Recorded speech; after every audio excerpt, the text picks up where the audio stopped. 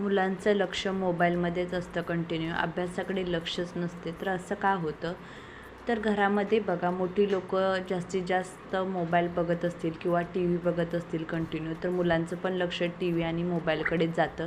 त्याच्यासाठी घरातल्या मोठ्या लोकांनीसुद्धा टी व्ही आणि मोबाईल बघतानासुद्धा आपल्या घरात मुलं आहेत याची काळजी घेतली पाहिजे किंवा कंटिन्यू फोनवर बोलायचंसुद्धा चाललेलं असतं.